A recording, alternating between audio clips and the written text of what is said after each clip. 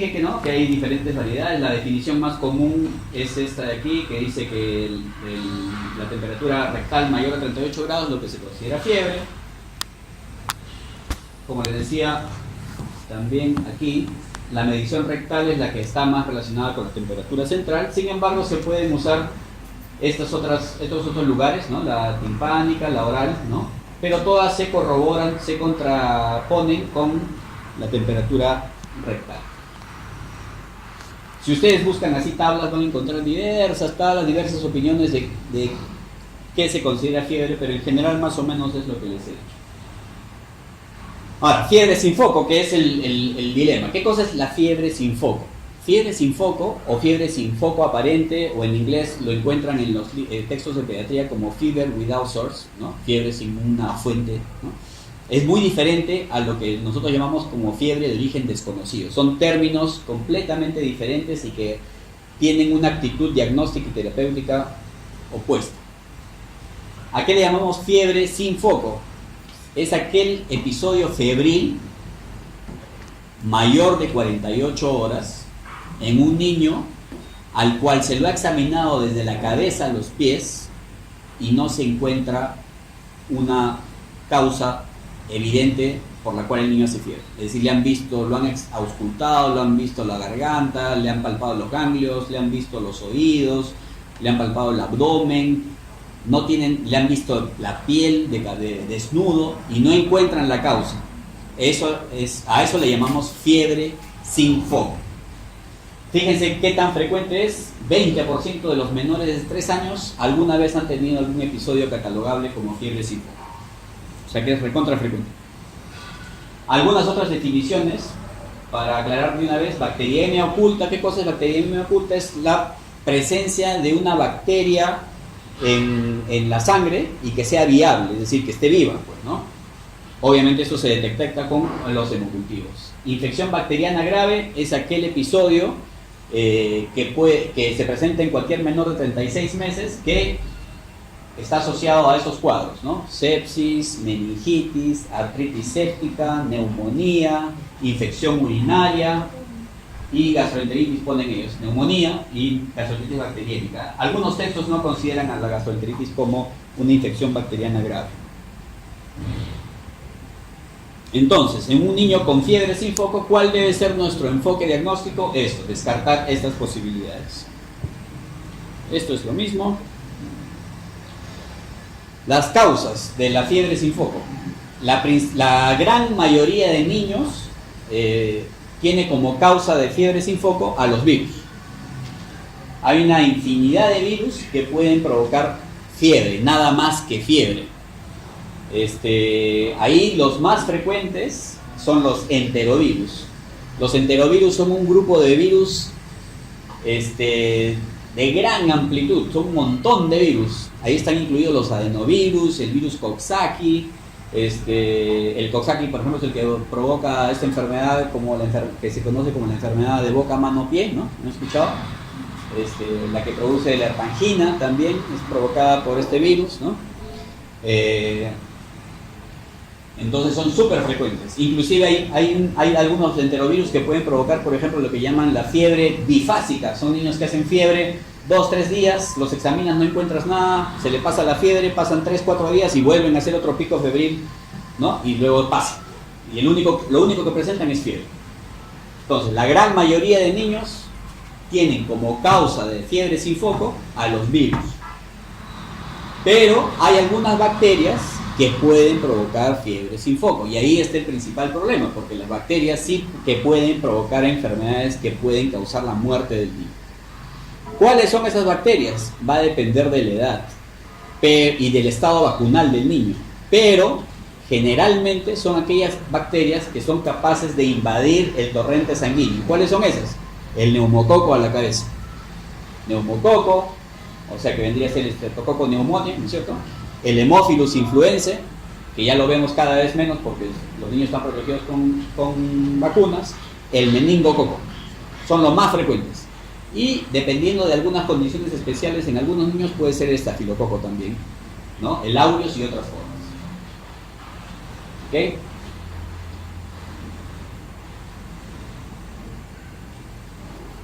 A ver, algunas causas de fiebre que no tenga etiología infecciosa.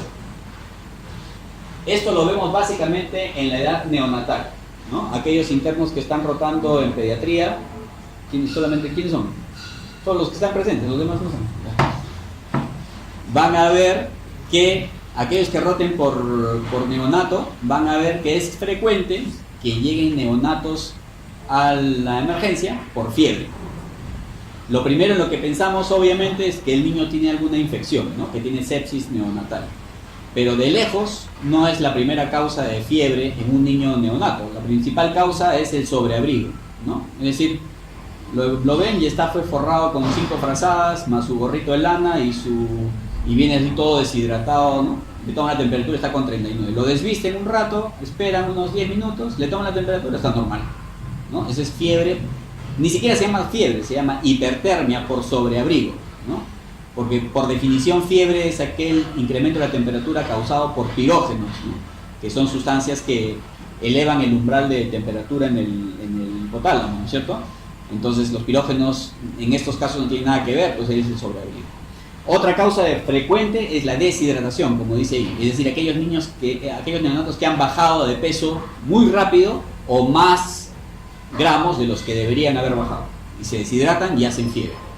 También se llama, en realidad no es fiebre, se llama hipertermia, ¿no? Por deshidratación. Entonces en neonatología eso es súper frecuente. Las vacunas también pueden producir, en este caso sí fiebre, porque sí hay pirógenos, ¿no? Pero no es una causa infecciosa. El exceso de abrigo, ya le dije, enfermedades neoplásicas, que en la edad pediátrica no es muy frecuente, excepto las leucemias, ¿no? Enfermedades autoinmunes, que en la edad pediátrica no es muy frecuente, enfermedades metabólicas, puede ser también, intoxicación por salicilatos ya es bastante raro, ¿no? Lo más frecuente, yo creo que vendrían a ser esos 3, ¿no? Entonces siempre hay que pensar en eso también, principalmente cuando vemos un neonato o un lactante en etapa de vacunación. A ver, en cuanto a fiebre sin foco, no hay diferencias entre el sexo, eso es importante saber, ni el estado socioeconómico. Es más frecuente en 3 a 36 meses, ya les dije. Y fíjense, mire la cantidad de episodios de fiebre que puede tener un niño, de 4 a 6 episodios por año, ¿no? Obviamente, como su estado inmunológico no es muy maduro y como los niños usualmente están en guarderías, obviamente se enferma más frecuente y es obvio que presenten cuadros febriles con más frecuencia que los adultos, ¿no? Esto ya les dije. Entonces, ¿qué hacer cuando un niño tiene fiebre? Lo primero que tengo que saber es, o sea, fiebre sin foco me refiero, lo primero que tienen que saber es qué edad tiene el niño, porque mi conducta va a depender de la edad del bebé. Entonces vamos a ir discriminando eso por estas etapas. Lo clasificamos en menores de 3 meses, que incluyen a neonatos, de 3 a 36 meses y bebés mayores de 36 meses. ¿Por qué creen que hacemos esa diferencia? A ver, piensen un poco. ¿Por qué hacemos esa diferencia en nuestra actitud diagnóstica? Con la posibilidad de etiología. ¿Cómo así? A ver. El germen o patógeno probable. Ya. Sí, a veces sí, puede ser, pero no es la razón específica. ¿Por qué creen que los dividimos así? Menores de 3 meses, de 3 a 36 y mayores de 36 meses. ¿Qué tienen los menores de 3 que sí tienen los mayores de 36? Respecto al cuidado de su salud. ¿Qué? Sin miedo. ¿Qué no tienen los menores de 3 que sí tienen los de 36 o más? Las vacunas, pues. Las vacunas, ¿no? A los 2 meses recién empieza el esquema de vacunación. A los 2 años ya lo han completado. Por lo tanto, un niño de 36 meses que tiene sus vacunas completas está bastante protegido contra la mayoría de gérmenes que causan infecciones graves, mientras que los menores de 3 meses no. Y lo de 3 a 36, ese es un umbral, ese es un limbo, una edad, digamos, de dudas, ¿no? Por eso es que también tiene su grupo especial. También ustedes podrían decir, tiene que ver con el desarrollo de la inmunidad. Sí, también. Acá está lo que comentaba la doctora, ¿no? Las diferencias en la etiología de las principales enfermedades bacterianas, ¿no? En los niños recién nacidos y hasta los 3 meses de edad van a primar los gérmenes. ¿Cuáles? ¿Qué gérmenes, o sea, qué bacterias van a primar como etiología de enfermedades bacterianas graves en esta edad? Desde los recién nacidos hasta los 3 meses. No.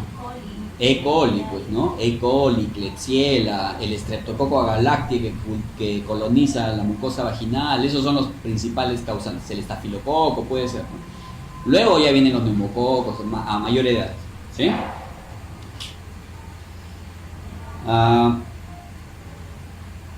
Esto ya les dije. En mayores de 36 meses predominan las infecciones virales, nada de qué temer. Entonces, el anamnesis, el examen físico tiene que ser precedido por un buen anamnesis. En el anamnesis tengo que preguntar varias cosas. Primero, ya les dije la edad. Segundo, el estado vacunal. Es algo que no deben dejar de preguntar. En emergencia siempre pregunten y revisen el carnet de vacunación, porque eso es diferente que yo tenga un niño de 1 año y medio febril con vacunas completas a que tenga un año de la misma edad pero sin vacunas, ¿no? O sea, el comportamiento tiene que ser diferente, porque es obvio que las vacunas lo protegen de las infecciones graves. Entonces, el estado vacunal es algo que no deben dejar de preguntar. Otros antecedentes importantes: si son bebitos pequeñitos, menores de 3 meses, tienen que preguntar si la mamá ha tenido alguna infección durante el embarazo, principalmente infecciones de las vías urinarias demostradas con urocultivos, ¿no? O corioamnionitis, ¿no? Son enfermedades que ponen en riesgo la salud del bebé. ¿Qué otra cosa tienen que preguntar? Si es que durante sus primeros días de recién nacido ha sido hospitalizado por algún motivo, o ha recibido o ha tenido sospechas de infección. Eso también tienen que preguntar porque es relevante. Otra cosa que tienen que preguntar: si es que el bebé o el niño acude a guarderías o tiene hermanos en edad de acudir a guarderías. Ese factor es un factor independiente de riesgo para infecciones en los niños. ¿Por qué? Porque es obvio, cuando están en guarderías están rodeados, pues, de otros niños que pueden transmitir enfermedades, ¿no? Y usualmente, peor todavía, mejor dicho, en las condiciones en las que nuestros niños aquí en el Perú acuden a guarderías, que son guarderías que usualmente son casas, ¿no? Que no tienen, pues, las condiciones para albergar a tantos niños, ¿no es cierto? Entonces es más fácil que las infecciones se puedan transmitir entre ellos. Acá hay un dato que es controversial, este de aquí. Cuanto más alta es la temperatura, mayor es el riesgo de bacteriemia. Sí, puede ser, ¿no? Pero si ponemos si analizamos estadísticamente esta situación, van a ver que la mayoría de niños que tienen fiebres altas no tienen infecciones bacterianas. ¿Okay? O sea, el nivel de temperatura no necesariamente se asocia a la gravedad de la enfermedad. ¿Ya? ¿Me entienden eso, no es cierto? Es decir, una infección viral puede producir temperaturas tan altas como cualquier otra infección bacteriana. Ejemplo: ¿cuál es la enfermedad que con más frecuencia produce convulsión febril? ¿Saben? El exantema súbito. ¿Ya? El exantema súbito es la enfermedad que más frecuentemente se asocia a convulsión febril. ¿Quién produce el exantema súbito? ¿Qué es el exantema súbito? El exantema súbito es una enfermedad exantemática febril. Es decir, el niño hace fiebre alta, 39, 40, 39, 40, 39, 40 los primeros 3 días. Luego la fiebre súbitamente cede, desaparece la fiebre y aparece un brote exantemático en la piel, un brote maculopapular a predominio del tronco que se disemina en forma centrípeta, que dura 2-3 días y pasa y el niño se sana. Esa es la enfermedad llamada exantema súbito. ¿Quién la produce? Un virus, el virus del herpes tipo 6. ¿no? Entonces ahí tienen un claro ejemplo de una infección viral que produce fiebres altas, inclusive es la primera causa de convulsión febril. Por lo tanto, esta frase es un tanto controversial, ¿no? Es un tanto controversial. Ya les dije, indagar antecedentes perinatales, antecedentes de enfermedades anteriores, inmunizaciones, ya les dije. Luego hay que hacer un examen físico, como les dije, detallista, ¿no? Súper detallista. No deben dejar de mirar los oídos, no deben dejar de mirar la garganta, no deben dejar de ver al bebé desnudo por completo, evaluando su piel de la cabeza a la punta de los dedos del pie, porque hay enfermedades que se manifiestan en la piel solamente. Por ejemplo, niño de 8 meses, 48 horas de fiebre alta, al examen físico le encuentran pápulas eritematosas en las palmas y plantas de los pies, algunas se tornan ampollosas, y lo mismo también encuentran en las rodillas y en los glúteos. ¿Qué es eso? Enfermedad boca, mano, pie. Si le ven la boca, le encuentran las lesiones, ¿no? Entonces no deben de, y esas lesiones solamente aparecen en las palmas y las plantas de los pies. Entonces no ven las palmas y las plantas, si no le quitan las medias, no van a hacer un diagnóstico apropiado. Entonces el niño tiene que ser evaluado desnudo. Tienen que palpar todos los grupos ganglionarios, los ganglios retroauriculares, submandibulares, axilares, supraclaviculares, inguinales, para ver si hay linfadenopatías. Tienen que auscultarlo no solamente por delante, por detrás, levantando los brazos. Hay casos de neumonía que solamente encuentran crépitos debajo de la fosa axilar, entonces hay que tener cuidado. Auscultar el corazón, palpar el abdomen, ver los genitales, ¿no? Hacer signos meningios si está en edad de signos meningios, etc. Un examen pormenorizado y no dejar de ver el oído. Y un error común, inclusive entre médicos de experiencia, es no inventarse, o mejor dicho, la recomendación sería no inventarse diagnósticos. A veces por quedar bien con la mamá, supongo yo, o por dar alguna respuesta a los papás, se inventan cosas. En mi consultorio he visto varios casos de mamás que dicen: está con fiebre, doctor, lo he llevado a emergencia y me han dicho que tiene faringoamigdalitis y está con antibióticos, ¿no? Le revisa la garganta, no hay nada. No se inventen cosas. Si no ven nada, no veo nada, pues, ¿no? Así se le dice a los papás, se les explica y ellos pueden entender. Menos recetar antibióticos a ciegas, porque muchas veces van a fallar. Entonces, un examen físico pormenorizado. Existen, dado que este es un problema bastante frecuente y dado que te pone en dudas, ¿no? Tú lo examinas al niño, el niño está febril y no tiene ningún signo de enfermedad físico, entonces han surgido una serie de criterios clínico-laboratoriales que pueden ayudar a definir el riesgo de que ese niño febril sin foco tenga alguna enfermedad bacteriana grave que no estamos evidenciando por ahora. Y hay diferentes criterios que pueden ustedes usar tranquilamente para hacer ese discernimiento de cuál es el niño que está en mayor riesgo. Esos criterios son el criterio de Rochester, por ejemplo, es uno, para ver niño tóxico. Hay los criterios de GIOS, criterios de Yale, de Boston, Filadelfia, hay un montón de criterios. Casi todos se basan en lo mismo que está aquí. Por ejemplo, esos son los criterios de bajo riesgo de Rochester para menores de 3 meses. ¿Bajo riesgo de qué? De que tenga una infección bacteriana grave, ¿no? Que esté aparentemente, que luzca aparentemente bien, ¿no? Que haya estado previamente sano, ¿no? Lo que les decía de los antecedentes, ¿no? Que sea un bebito a término, que no tenga tratamiento antimicrobiano previo, que no tenga una ictericia inexplicable, que no haya tenido tratamiento antibiótico previo, que no haya tenido hospitalizaciones, que no tenga enfermedades crónicas, que no haya sido hospitalizado más tiempo que la madre. Todas esas cosas tenemos que preguntar. El infante no tiene evidencia de lesiones en la piel, ni en tejido subcutáneo, ni en los huesos, ni en las articulaciones, ni infección del oído. Y inclusive se le pueden hacer algunos exámenes laboratoriales, que básicamente es el hemograma, y el umbral de corte es 15.000 leucocitos. O sea, si el niño tiene menos de 15.000, el riesgo es bajo. Si sus neutrófilos están debajo de 9.000, también es normal. y que al cual se le hace también un examen de orina en el cual no hay leucocitos y un examen de heces que está con diarrea en el cual no hay leucocitos tampoco en heces. Si no se cumple ninguno de esos, o mejor dicho, si se cumplen los criterios, su riesgo de infección bacteriana es baja, ¿no? Entonces los niños pueden ser dados de alta o tener una conducta diferente. Son los criterios de Rochester. Les sugiero que los revisen, principalmente los internos que están rotando en pediatría, porque eso es lo que tienen que preguntar cuando viene un niño con fiebre. Los criterios de Rochester, para menores de 3 meses. Es lo mismo en español.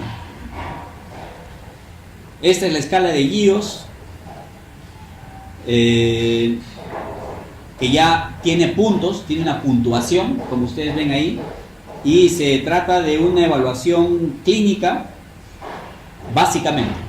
Acá no hay laboratorio, ¿no? ¿Qué cosas se observa? El color de la piel, el esfuerzo respiratorio y la respuesta social. O sea, tienen que fijarse en cosas tan sutiles a veces como el tipo de llanto, si es agudo o no es agudo, si llora, se calma con la madre, no se calma con la madre. Todas esas cosas ya pueden darnos alguna idea de si el niño luce tóxico o no.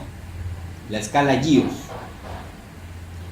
Esta es la escala de Yale, que es otra escala diferente, que también evalúa un poco más de condiciones, ¿no? Evalúa, además de lo anterior, evalúa la calidad del llanto, el estado de hidratación y el nivel de conciencia. Y también se le asigna un puntaje. Todas estas escalas han sido, ¿cómo se llama esto?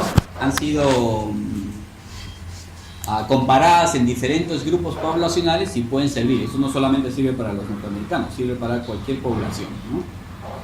Y así como hay esta escala de Yale, hay escala de Filadelfia, hay escala de Boston, pueden ustedes revisar y casi todas se basan en lo mismo, ¿no? Lo que pueden hacer es escoger una de ellas y tenerla en el tópico de emergencia para que la utilicen y la puedan usar en los niños y determinar qué tanto es el riesgo de infección grave en los niñitos que vienen con fiebre. En cuanto a los exámenes auxiliares que solicitamos, usualmente lo que hacemos es pedir un hemograma. En el hemograma, ¿a qué le tenemos que prestar atención? Al número total de leucocitos o glóbulos blancos, ¿no? Si superan los 15.000 o están por debajo de los 5.000, ahí es donde se toma como, digamos, un punto de referencia, ¿no? También en el hemograma hay que ver el número total de neutrófilos. Si estos son mayores de 9.000, en este caso dice 10.000, también hay que tener, digamos, las orejas paradas, como se dice. O si los neutrófilos tienen menos de 1.500, es decir, tienen neutropenia febril, ahí ya también la cosa cambia, ¿no? De hecho, la leucopenia y principalmente la neutropenia en un niño febril generalmente indica hospitalización y puede ser un factor de mal pronóstico, digamos, ¿no? Podemos usar también algunas otras sustancias en sangre. La más comúnmente utilizable es la proteína C reactiva, como ven ahí. Los valores de corte son bastante controversiales. Yo les he puesto los valores de corte que están ahí de acuerdo a la revisión que yo hice, pero muchos otros autores no están de acuerdo con esos puntos de corte. Algunos hablan de 40 miligramos por litro para corte de infección bacteriana, otros hablan de 60, otros hablan de 80 y más. Por lo tanto, eso hay que, digamos, la PCR por sí solita no va a definir la situación, tienen que verlo en un contexto general, pero sí da bastante utilidad. En condiciones un poco más favorables, digamos, que las de nuestro hospital, podrían usar procalcitonina, ¿no? Que es más sensible y más rápida para el cuerpo. Tienen que pedir de todas maneras un examen de orina porque el riesgo, la infección bacteriana más frecuente en un niño con fiebre sin foco, ¿cuál es? La infección urinaria. Cerca del 8% de los niños que tienen fiebre sin foco pueden tener una infección urinaria. Por lo tanto, tienen que considerar en su conducta diagnóstica evaluar un examen completo de orina. Siempre pidan examen completo de orina, no sedimento, sino examen completo de orina, porque el examen completo de orina les va a dar mucha más información, como por ejemplo la presencia de nitritos, ¿no? O de estearasa leucocitaria, que son pruebas bioquímicas que le hacen a la orina. En el sedimento solamente van a poder observar la presencia de leucocitos y bacterias, digamos, ¿no? Recuerden que para el diagnóstico de infección urinaria en un niño febril tiene que corroborarse la sospecha con un cultivo. Es decir, un examen de orina no es suficiente para definir la infección urinaria. Por si acaso, otro día podemos conversar sobre infección urinaria. Es decir, un niño febril que tiene leucocituria más de 10 por campo, tiene nitritos positivos y estearasa positiva, solo les permite sospechar la infección urinaria. Ustedes están obligados, de acuerdo a los protocolos de todos los hospitales del mundo, a tomar un urocultivo. Y el urocultivo tiene que ser tomado adecuadamente. Si es un bebito que no controla esfínter, es decir, tiene menos de 3 años, tienen que tomarle el cultivo por sondaje vesical o en todo caso por una punción suprapúbica. La bolsa colectora de orina solo sirve para nada, no sirve para nada. Y en niños mayores de 3 años ya pueden, que controlan sus esfínteres, pueden tomar la muestra de orina por chorro medio, ¿no? Ojo con eso, ¿ah?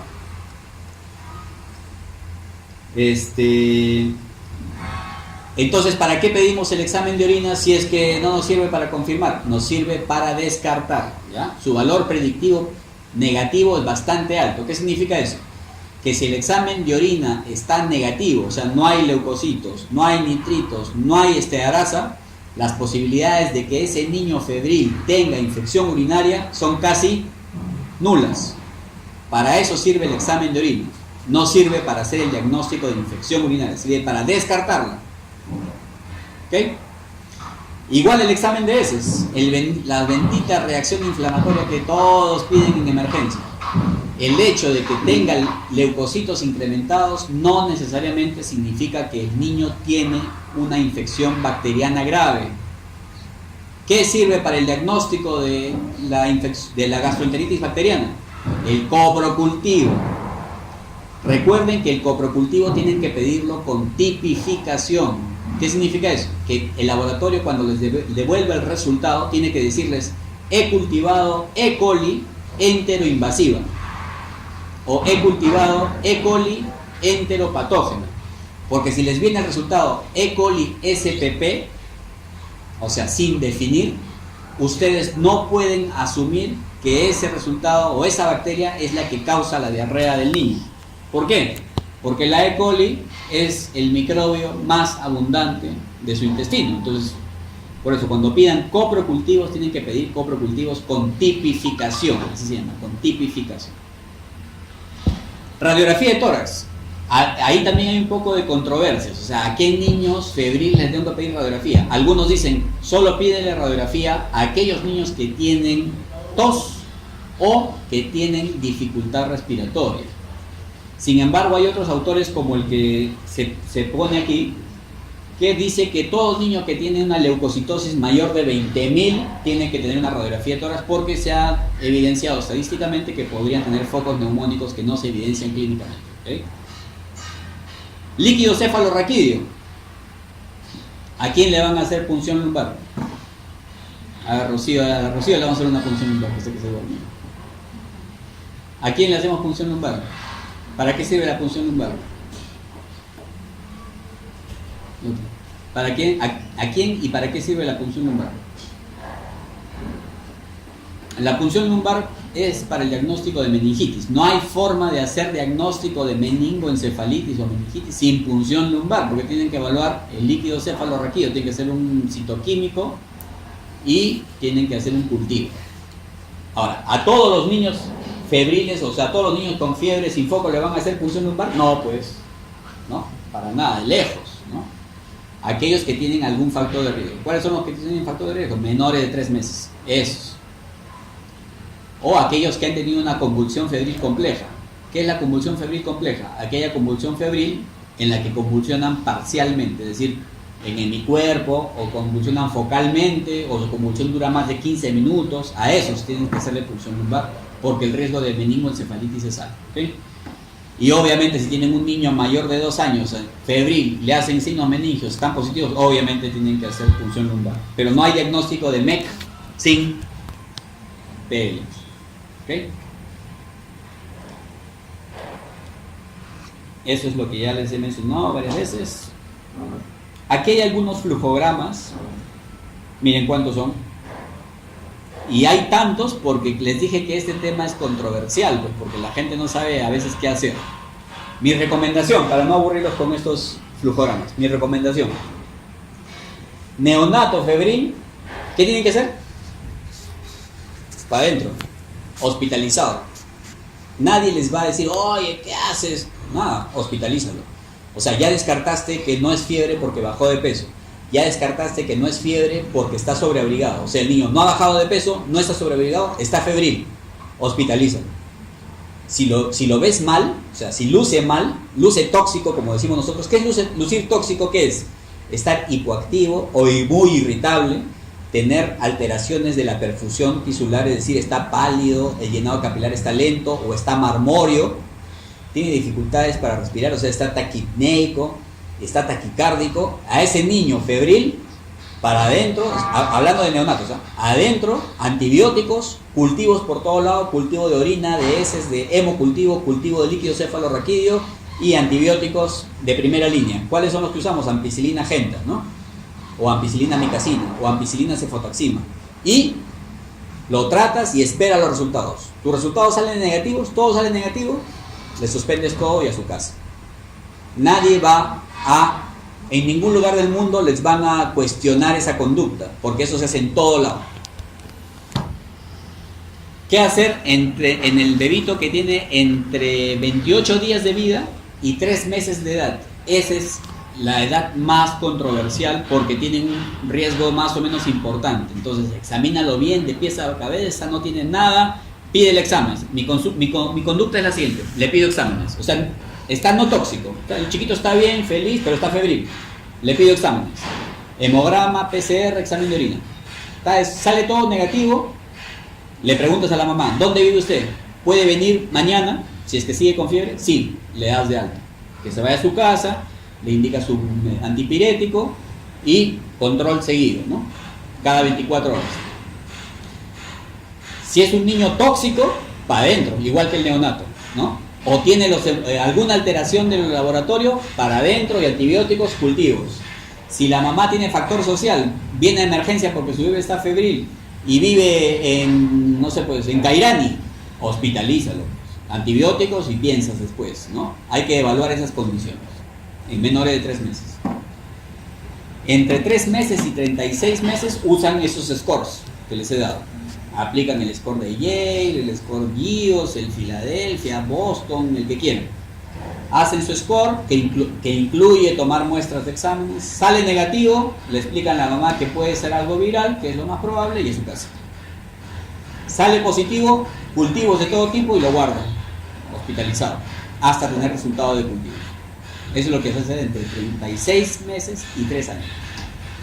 Mayores de 3 años, lo examinas, no tienes nada, preguntas: ¿sus vacunas están completas? Sí. Le doy de alta. Puede ser algo viral, señora, manténgase en contacto conmigo o con emergencias, si tiene algún problema lo trae. Si lo ves tóxico, le pides exámenes. Si los exámenes salen mal, lo tratas, pues de acuerdo a lo que obtengas, ¿no?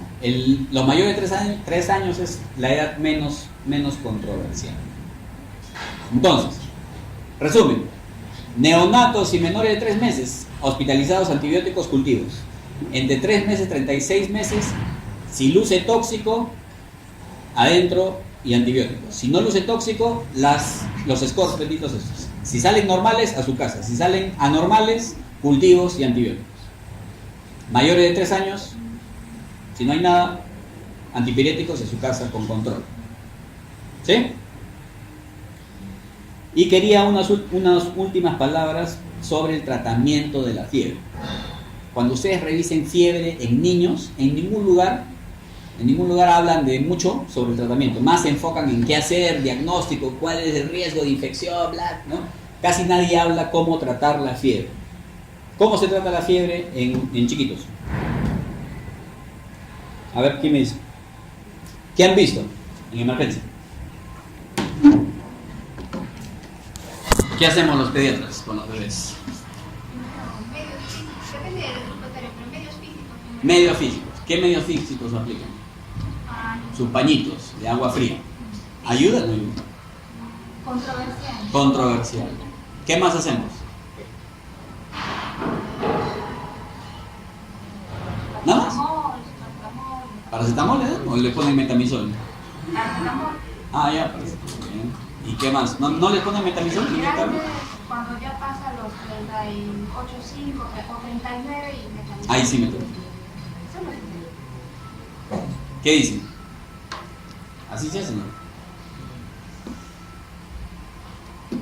Los medios físicos, hablemos de los medios físicos. Los medios físicos son todas aquellas maniobras que intentan bajar la temperatura mediante la aplicación en la piel de diversas cosas, ¿no? Pues generalmente es agua, ¿no? Agua fría, ¿no? Lo pueden bañar, le pueden poner paños, otros usan abanicos también, ¿no? Ventiladores, ¿no? Nada de eso sirve, nada de eso sirve. Los medios físicos ya han sido bien explorados y no sirven por sí solos. O sea, si vas a usar un medio físico, tiene que ser siempre como un antipirético. Siempre, porque si no vas a perder el tiempo. Al contrario, hay algo que le llaman el fenómeno de rebote. Es decir, lo bañas al bebé con agua fría, obviamente la temperatura de la piel va a bajar, le quitas el medio físico y a los 15 minutos lo tienes con más fiebre de la que tenía antes de que le pongas los paños. ¿Por qué? Porque el agua fría produce un vasoespasmo en la piel, por eso la temperatura baja, le quitas los paños, vasodilatación refleja y te hace más fiebre.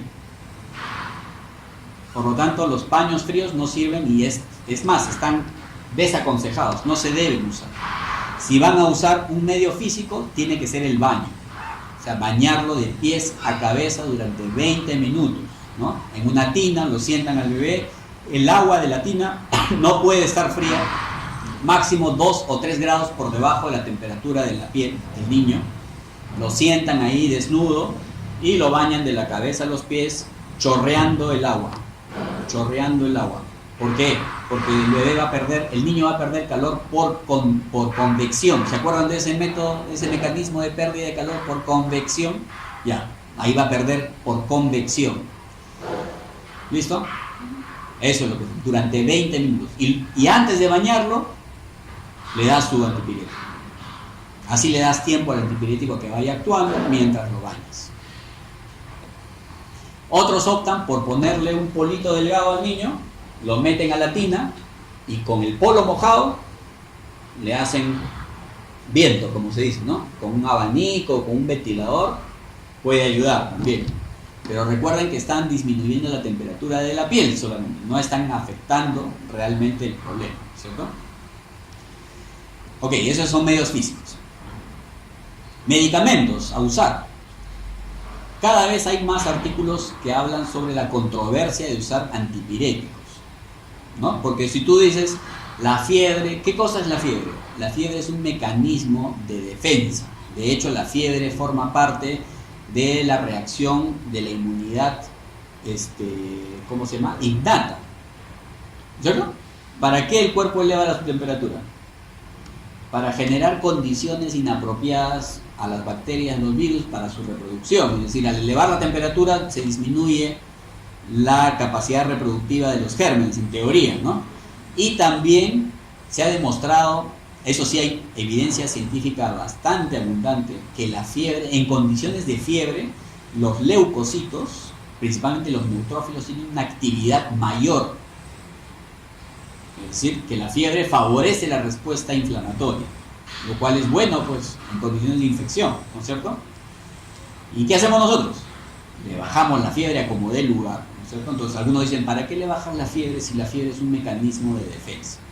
¿Qué puede provocar la fiebre? Ya hablamos de la convulsión febril, la mayoría no va a convulsionar. ¿Qué más puede provocar la fiebre?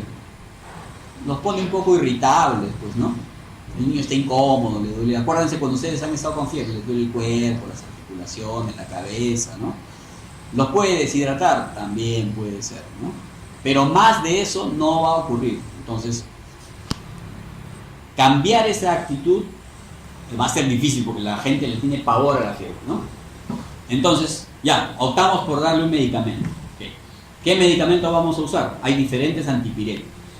Los antipiréticos más usados en pediatría por su seguridad son el paracetamol, y el ibuprofeno. Son los medicamentos más usados a nivel mundial y que han demostrado ya de larga data su seguridad. Esos son los medicamentos que deberíamos usar. Otros, como por ejemplo el diclofenaco, que cada vez veo que lo usan más, la verdad no hay muchos datos sobre su seguridad, ¿ok? Yo no lo usaría para la fiebre. El metamizol baja bien la fiebre. Ese mito de que a partir de tal temperatura metamizol y hasta esta temperatura Panadol no va. No existe ninguna demostración de que el metamizol sea más efectivo en temperaturas más altas y el Panadol en temperaturas más bajas, así que eso no es cierto. Pero pueden usar metamizol en vía oral, ¿no? En otros países, principalmente en aquellos países donde predomina la raza blanca, no lo usan porque puede producir aplasia, ¿no? Una aplasia transitoria, por eso no lo usan. Pero en el Perú se puede usar, ¿no?